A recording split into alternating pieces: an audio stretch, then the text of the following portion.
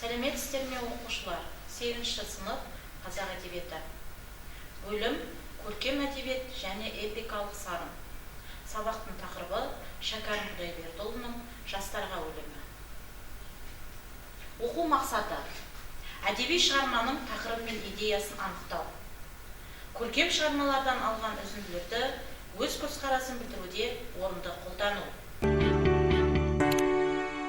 Шәкәрім 7 жасында әкесі қайтыс болып жетім қалды. Атасы Құнанбай оны өз тәрбиесін алып, еркелетіп өсірді. Ақылды бала есейе келе ағасы Абайдың қамқорлығында болады. Оны үлгі тұтып, өнегелі шәкіртіне айналады. Абай оның өлеңге деген бейімін ашады.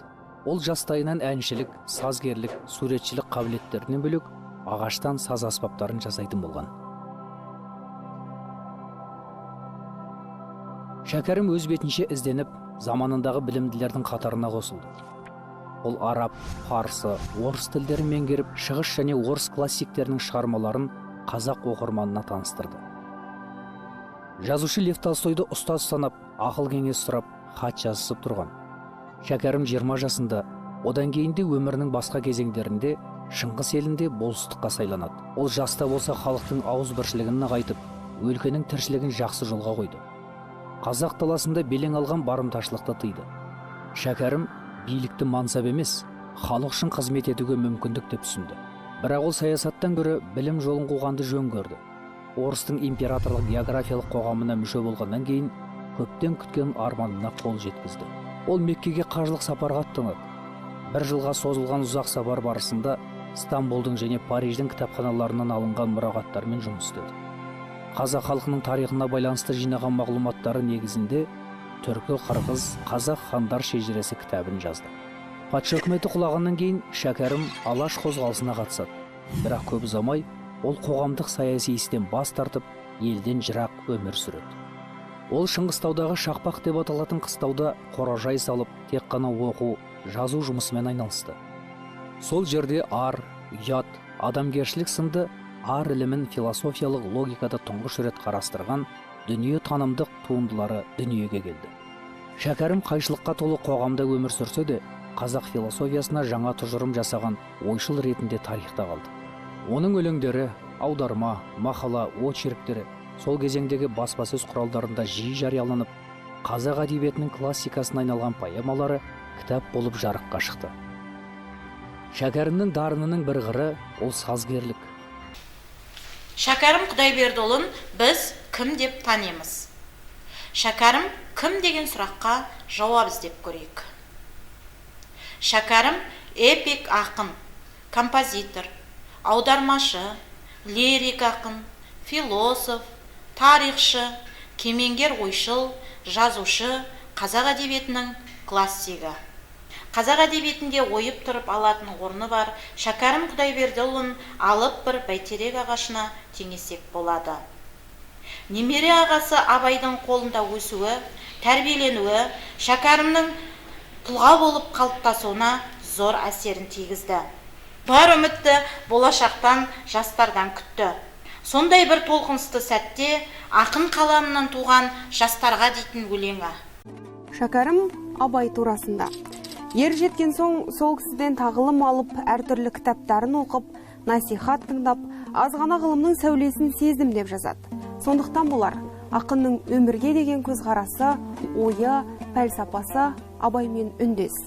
Оның өлеңдері 19 ғасыр соңы мен 20 ғасыр басындағы қазақ қоғамында болып жатқан өзгерістерге үн қосты. Шәкәрім қазақ қоғамының рухани өсуіне ықпал етіп, қамыққан қазақ көңіліне жұбаныш болды. Жастарды ғылым, білім, өнерге баулыды. Дүниені өлеңмен өрген ақын, кел жастар, біз бір түрлі жол табалық деп ұрандап, Абайдан оның өлеңдерінен үлгі алуға шақырды. Кел жастар, біз бір түрлі жол табалық. Арам, айла, зорлықсыз мал табалық. Өшпес өмір, таусылмас мал берелік. Бір білімді данышпан жан табалық. Ал енді олай болса, кімді аталық? Қазақта қай жақсы бар, көз саларлық. Шын іздесек табармыз, шыны ғылым. Жалыналық Абайға, жүр баралық. Оқушылар, жаңа ғана сіздер жастарға өлеңі туралы шағын видеомен таныстыңыздар. Ендігі кезекті тапсырмаларға берейік. Бірінші тапсырма. Әдеби шығарманың тақырыбы мен идеясы қандай?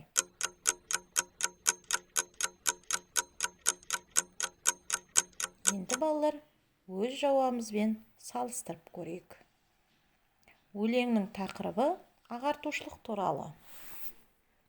Өлеңнің идеясы жастарға абайды үлгі тұту, білімді болу, адалдықты сүю, жаман әдеттен аулақ болу, адамгершілік қасиеттерге шақыру. Жарайсыңдар балалар. Екінші тапсырма. Берілген өлең идеясын негізге ала отырып, жастар құндылықтары туралы кестені толтырыңдар. Оқушылар, алдарыңызда кесте берілген.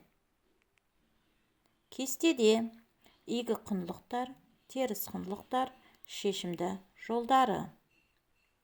Мен сіздерге осы кестені толтыруға үлгі ретінде өз жауап нұсқамды ұсынамын. Игі құндылықтар білімді болу, теріс құндылықтар надандық, ал шешімді жолдары оқуға, білім алуға жақын болу. Жақсы. Енді сіздер осы кестені әрі қарай толтырады деген ойдамын. Жақсы балалар. Енді үшінші тапсырма. Жақсы балалар. Келесі үшінші тапсырма.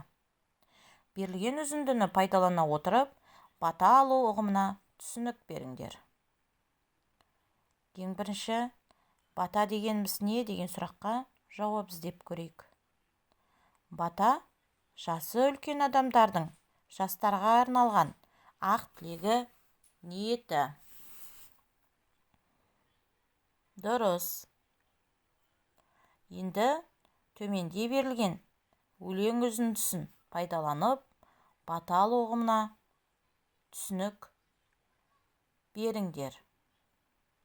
Бұл тапсырманы өздеріңіз орындай алады деген сенімдемін. Түйін. Абайдың сөзін ұғар замандасы болмағанына қиналып, ендігі сенері біз деген пікірде болып, жастардың көкірегін ілім-білімге толтыруды қалаған Шәкәрім Қажы Құдайбердіұлы заманының заңғар тұлғасы. Мұхтар Әуезовтің Абай ақындығының айналасы деген мақаласында атап көрсеткен ізін жалғастырушы Шәкәрім болғандықтан, оның Абайға бір табан жақын жүргені, жоғын Абайдан іздеп, үлгіні Абайдан алғаны сөзсіз. Шәкәрімнің Абайдың шәкірті бола жүріп, даңғыл жолға жастарды бастамауы, һәм өнеге көрсетпеуі мүмкін емес еді.